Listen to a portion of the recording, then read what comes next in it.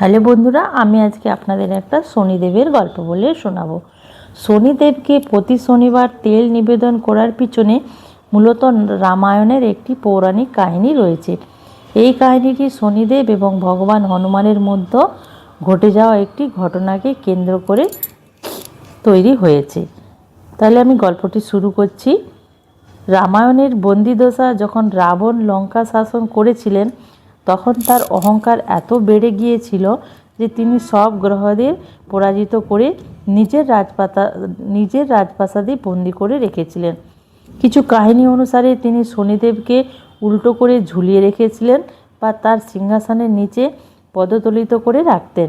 এর ফলে শনিদেব ভীষণ কষ্ট পাচ্ছিলেন। সীতা দেবীর সন্ধানে ভগবান হনুমান যখন লঙ্কায় পৌঁছেছিলেন, তখন তিনি শনিদেবকে অসহায় অবস্থায় দেখতে পেয়েছিলেন।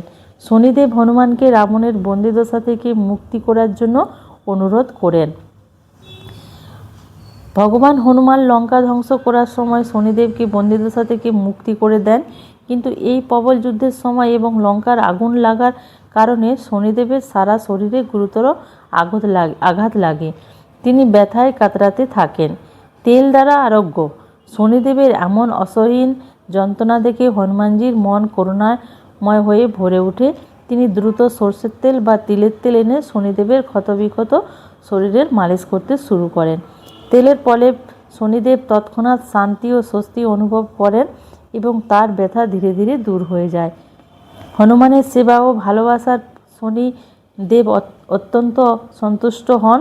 তিনি হনুমানজিকে আশীর্বাদ করেন বা বর দেন, হে বজরংবলী, যেহেতু তুমি আমাকে তেল দিয়ে আমার কষ্ট দূর করেছ, তাই যে ভক্ত শনিবার দিন আমাকে নিষ্ঠা ভরে তেল নিবেদন করবে, আমি তার জীবন থেকে সমস্ত দুঃখ কষ্ট দূর করে দেব, আর আড়াইয়ের দশা বা মহাদশায় কুপ্রভাব থেকে দূর করে দেব, এবং যারা তোমার হনুমানের পূজা করবে, আমি তাদের উপর সর্বদা প্রসন্ন থাকব।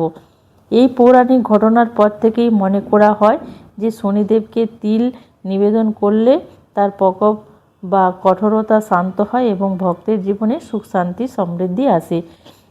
এই কারণেই প্রতি শনিবার শনিদেবের মূর্তিতে সরষের তেল ঢালা হয় বা তেল দিয়ে প্রদীপ জ্বালানোর প্রথা প্রচলিত হয়েছে। আপনাদের গল্পটি কেমন লাগলো? যদি আমার গল্পটি ভালো লাগে তাহলে আমার চ্যানেলটিকে লাইক, সাবস্ক্রাইব, শেয়ার করে পাশে থাকার অনুরোধ রইল।